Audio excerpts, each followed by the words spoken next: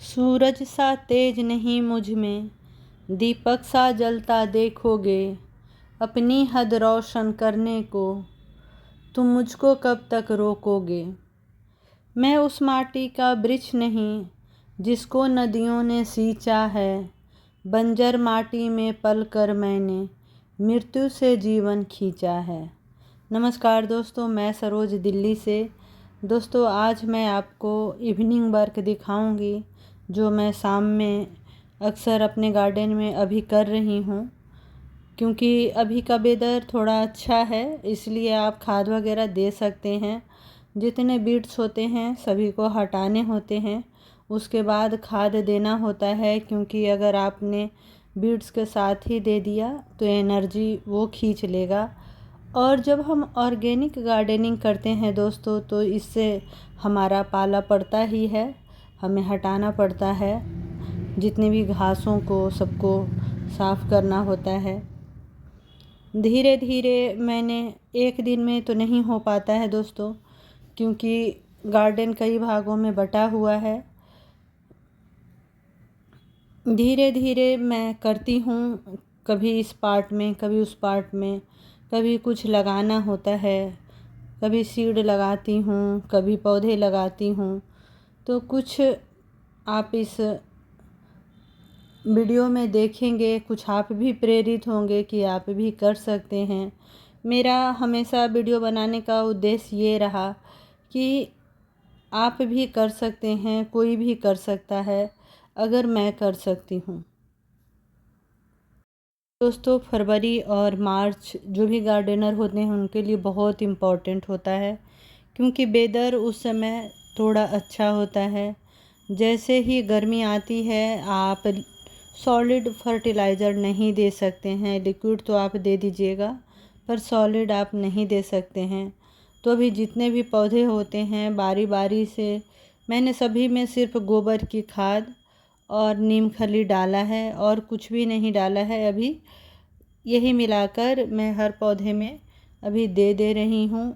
उसके बाद जब भी आप खाद दें तो पानी ज़रूर दें, थोड़ा मिट्टी की गुड़ाई कर दें, जितने भी घास हैं उसको हटा दें।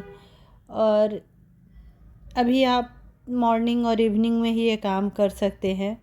तो मेरा भी वही है दोस्तों। ये 12 मासी नींबू का पौधा है जिसमें काफ़ी बीड्स आ गए थे, तो सभी को हटाकर हमने उसमें खाद डाला है।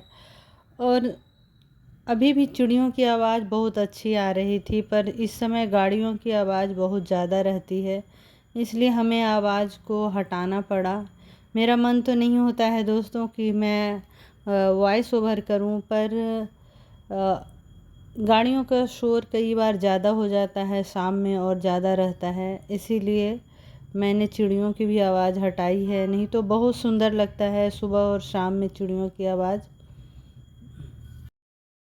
देखिए दोस्तों, कितने सारे घास आ जाते हैं अलग अलग तरीके के। कुछ तो यूज वाले भी होते हैं, हमें इतना पता नहीं होता है, तो सबको हटाना ही पड़ता है। जब तक आप जानते नहीं हैं तब तक उसको आप प्रयोग में नहीं ले सकते हैं। थोड़ी थकान तो हो रही है, मेरी आवाज़ से भी आप लोगों को लग रही होगी, क्योंकि अभी गार्डन वर्क ज़्यादा हो रहा है, तो स्वाभाविक है कि थकान तो होगी ही। दोस्तों, गार्डनिंग आपको धैर्य रखना सिखाता है। मैं अक्सर बोलती हूँ, बहुत सारे चीज़ें आप सीखते हैं जब आप करते हैं, प्रकृति से जुड़ते हैं, तो बहुत सारी चीज़ें सीखते हैं। बहुत सारा सरप्राइज भी आपको मिलता है गार्डन में। जैसे हमने आलू डाल दिया था, कुछ आलू ख़राब थे, बस काट के डाल दिया, अब कई जगह आलू आ गए उससे। टमाटर अपने आप आ जाते हैं, बथुआ अपने आप आ जाते हैं। तो ये सब चीज़ें आप जब प्रकृति से जुड़ते हैं तो नेचर भी आपको देता है बहुत कुछ। मेहनत तो होती है दोस्तों, मेहनत कहाँ नहीं है। जब हम कोई भी काम करते हैं जिसमें हम सफल होना चाहते हैं तो मेहनत तो ज़रूर होती है। तो गार्डनिंग भी वैसा ही है, आपको मेहनत तो आपको लगेगी जब तक मिट्टी आपका अच्छा नहीं बनता है। सबसे ज़्यादा हमें मिट्टी को अच्छा बनाने की कोशिश करनी चाहिए। दोस्तों खाद में वही पूसा से पत्तों की खाद, गोबर की खाद लाती हूँ और वही मैं अपने पौधे में डालती हूँ। ज़्यादा मैं और कई तरह का खाद नहीं डालती हूँ। नीम खली डाल दिया तो ट्राइकोडर्मा नहीं डालती हूँ, अगर ट्राइकोडर्मा डाल दिया तो नीम खली नहीं डालती हूँ। इसी तरीके से हमारा गार्डन का वर्क चलता रहता है। बहुत सारी सागें जो अब बची हुई है वो भी निकाल रही हूँ धीरे धीरे। और ये देखिए, ये अमरूद का पौधा है जो मैंने पूसा से ही लिया था, तो आज इसको भी आज लगा देती हूँ। इसकी मिट्टी रेड मिट्टी है।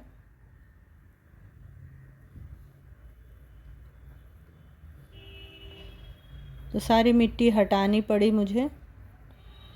दोस्तों इसकी जो वैरायटी है वो है ताइवान पिंक, उन्होंने बताया है। देखते हैं आगे क्या निकलता है। अब मुझे थोड़ा सा ग्लव्स भी डालना पड़ा, क्योंकि कुछ और इधर गुलाब के पौधे से भी मुझे बीड्स वगैरह हटाने हैं और कटिंग वगैरह भी कुछ करने हैं, तो थोड़ा सा सावधानी बरतना पड़ता है। नहीं तो मैं ज़्यादा काम बिना ग्लव्स का ही करती हूँ दोस्तों। ये मॉर्निंग ग्लोई का पौधा था जो सूख गया है। इसमें बहुत सारे सीड बन गए हैं और सभी कुछ मैं एक ग्रो बैग में अभी डाल रही हूँ। जितने भी वेस्ट निकल रहे हैं उस ग्रो बैग में ही जा रहा है। कुछ भी हम लोग बाहर नहीं फेंकते हैं। और बहुत सिंपल तरीके से मैं गार्डनिंग करती हूँ। कोई ज़्यादा उस तरह का तामझाम नहीं होता है और जितना मुझे टाइम मिलता है उसमें ही हमारी गार्डनिंग होती है, क्योंकि हर काम को देखना होता है दोस्तों। जब आप एक गृहिणी हैं तो घर के भी काम आपके लिए बहुत इम्पोर्टेंट होता है, उसके साथ ही आपको गार्डन का भी काम देखना होता है। मैं जब भी गार्डन में आती हूँ दोस्तों, कटर हमारे पास होता है और पौधों को भी देखती हूँ, पत्तियों को भी आपको देखना होता है, क्योंकि कई बार पत्तियों के पीछे भी कीड़े लगे होते हैं। बाद में हमें पता चलता है जब ज़्यादा हो जाता है। तो एक एक चीज़ को हमें देखना होता है जब हम गार्डन में आते हैं, ध्यान रखना होता है। अभी वेदर जैसे चेंज होता है तो कीड़ों का भी प्रकोप होने लगता है, तो आप शैम्पू और नीम ऑयल मिलाकर छिड़काव कर सकते हैं। खट्टी छाछ का छिड़काव कर सकते हैं। अगर आपने बायो एंजाइम बनाया है चावल का तो उसका भी छिड़काव कर सकते हैं। दोस्तों गार्डन में जब हम काम करते हैं तो काफ़ी टाइम लग जाता है। मैंने तो वीडियो को बहुत काट छाट कर दिखाया है आपको, लेकिन टाइम तो लग जाता है। आज मैं कुछ पौधों को रिपोर्टिंग वगैरह करते करते अंधेरा हो गया था। ये मेरा आम का पेड़ है, इसमें पिछले साल भी मंजर आया था लेकिन मैंने हटा दिया था। अभी भी एक ही डाली है। आम मेरे से इतना ज़्यादा सफल हुआ नहीं, लेकिन अब इसमें भी मैं खाद वगैरह दे देती हूँ। और इधर का जो भी है उसमें भी थोड़ा थोड़ा, ये हमारा पाम ट्री है, इसको भी कटिंग कर दिया था, तो इसमें भी खाद डाल देती हूँ। साल में 2 बार डालती हूँ, बाकी लिक्विड खाद ही चलता है। दोस्तों जो गार्डनर होते हैं उनको नेचुरली पेड़ पौधों से बहुत प्यार होता है और हम मेहनत से भी नहीं घबराते हैं। कई बार हम मेहनत करते हैं, सफलता नहीं मिलती है, तभी भी हम नहीं घबराते, फिर नए सिरे से जुड़ते हैं। जो सूख जाते हैं उसको हटाते हैं, फिर नए पौधे लगाते हैं। हार नहीं मानते हैं हम, लगातार जब काम करते हैं तो ज़रूर हमारे पेड़ पौधे फिर अच्छे होते हैं, हमारी मिट्टी अच्छी होती है और हमें ज़रूर मिलता है सफलता।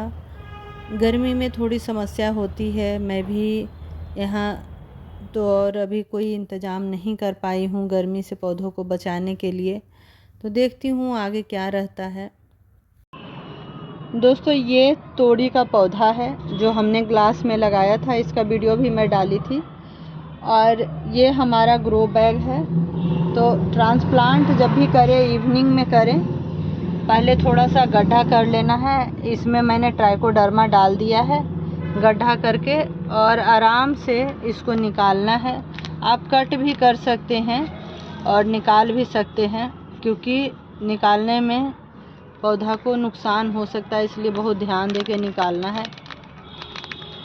तो इसको हमने यहाँ से कट कर दिया। मैं सोची थी ऐसे निकाल लूँगी, लेकिन देखिए जड़ें बहुत बन गई है, तो आप कट ही कर दें, ज़्यादा अच्छा रहेगा, नहीं तो जड़ों को नुकसान हो गया तो फिर दिक्कत होगा।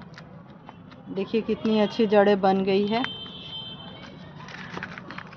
और जब भी लगाएं दोस्तों, शाम में लगाएं और हल्के हाथों से ही इसको मिट्टी से भर देना है, फिर पानी दे देना है। दोस्तों इस तरह से हमारा गार्डन में काम चलता है। अगर आपको अच्छा लगा मेरा वीडियो तो लाइक शेयर सब्सक्राइब करना ना भूलें। बहुत बहुत धन्यवाद। फिर मिलते हैं किसी नए टॉपिक के साथ।